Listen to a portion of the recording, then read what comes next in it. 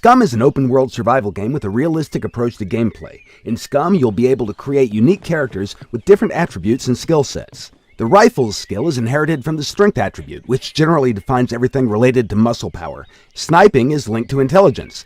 Although both these skills require weapons, the former covers weapon handling, short-distance shooting, movement with weapons, and weapon maintenance, while the latter covers expertise in long-range shooting.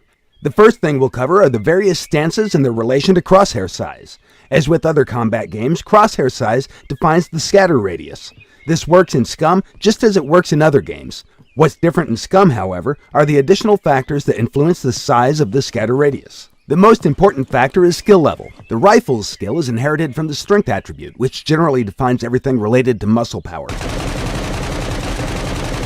If you want to be a good rifleman, you simply invest points in strength. Higher strength means better recoil control. The caliber of the bullet also influences weapon recoil. In the current scene, you can see two different characters with different stats. The character on the left is a slim person with below average strength attribute and maximum dexterity. The character on the right is suffering from accumulated fatigue and disease. Because of this, his strength attribute has been temporarily reduced. His rifle skill has been influenced by a strength drop and thus has been reduced from advanced to basic. This is actually a representation of how metabolism and external factors influence your character in the game. Now let's see what happens when these two guys meet. Nice! The combat skill can be effectively used against other players, NPCs, and it can be used against animals too. Although we do not recommend you attack bigger and more dangerous animals unless, of course, you're sure that you can beat them or outrun them.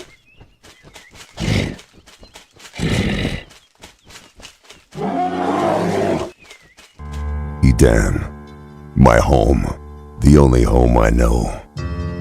Many years have passed since we found our dwelling at the foot of this mountain.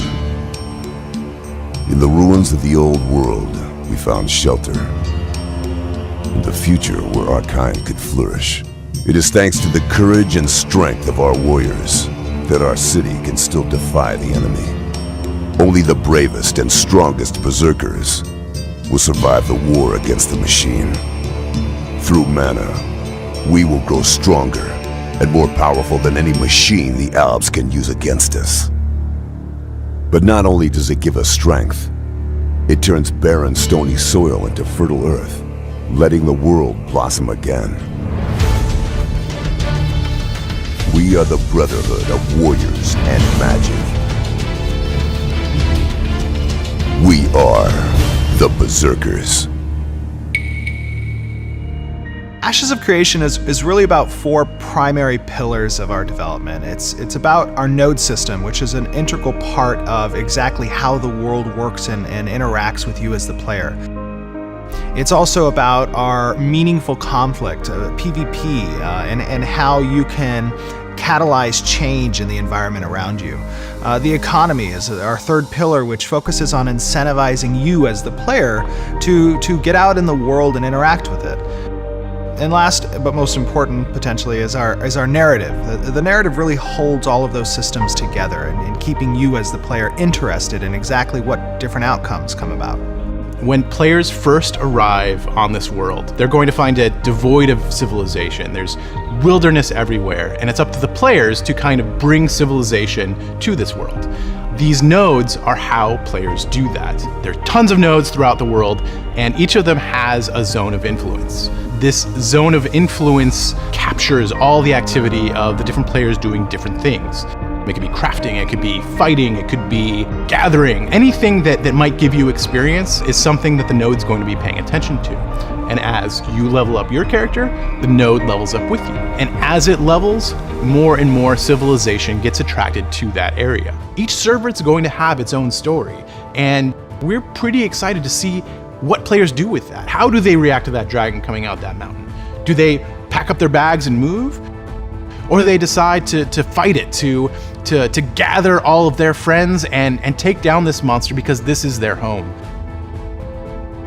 So that's what differentiates our game from most others. It reacts to what the players do. It reacts to the player's decision. While you're developing these points of civilization, there is a mechanic for change, and change relating to that meaningful conflict. Because players are motivated by different things, because they want something from the game that other players don't want, that's going to cause people to butt heads. Different players are going to want different experiences, and the conflict between the two of them will create a bigger and better thing. Out of strife comes rebirth, and that's a core symbol, it's a core theme that occurs throughout the game. Each server will tell a different story, and this story is going to be told by the players. You're going to experience things differently when it comes to what bosses you've encountered because of how the world develops and how you have developed it. The node system is going to be what drives what storyline branches players experience. Different NPCs are going to be attracted to different nodes. There's going to be different protagonists and antagonists based on how players build their world. It's all going to relate to the same basic story, but you're going to get different viewpoints on different servers, and you're going to find different bad guys on different servers. It's all going to depend on what players uncover, how they uncover it, and when they uncover it.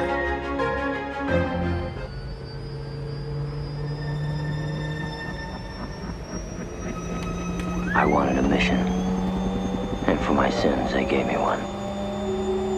Luke, would you play that tape with Captain, please? But we must kill them. Pig after pig, cow after cow.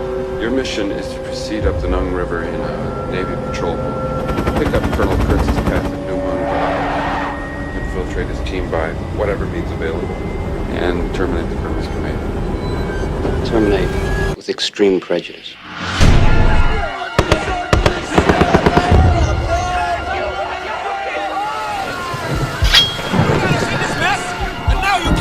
Because you don't know where the hell you're going, do you? Do ya?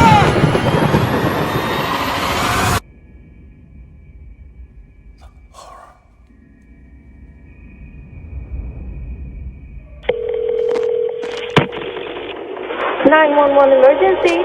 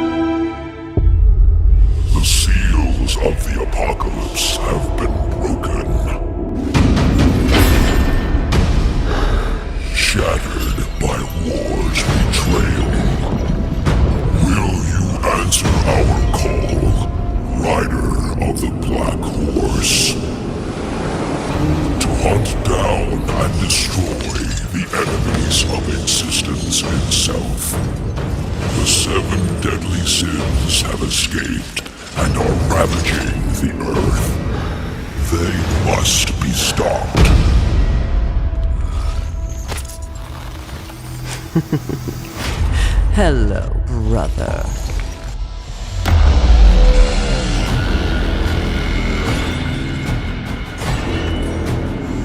Do you accept this undertaking? Though they are 7, and you but 1. With pleasure.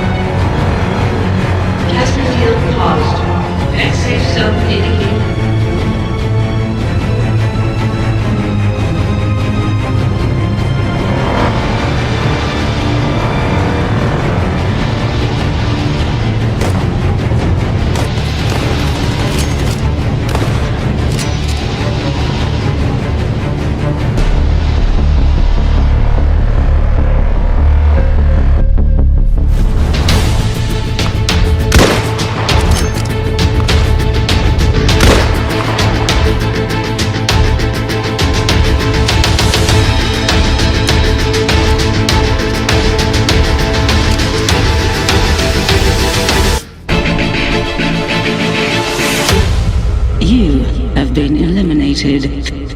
Congratulations.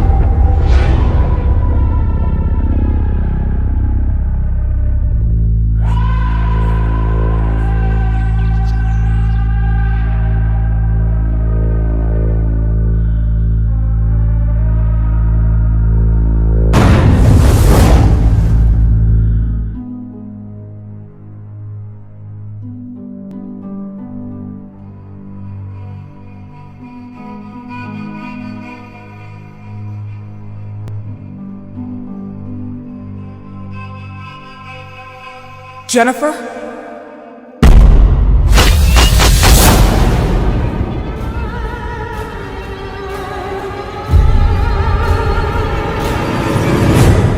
Pardon me, I forgot my manners. Please sit down.